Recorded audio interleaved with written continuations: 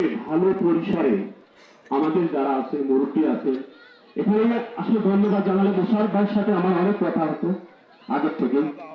এখানে সবাই আসলে আমাকে অনেক সহযোগিতা করছেন আজকের এই অনুষ্ঠানের জন্য। আমি সবাইকে আন্তরিক শুভেচ্ছা জানাবো এবং পরিশেষে আমার বাবার জন্য দুহাত তুলে তাকে দোয়া করবে এবং আমার জন্য দোয়া করবে, আমি যেন ভালোভাবে আবার আপনাদের মাঝে কাজ করতে পারি।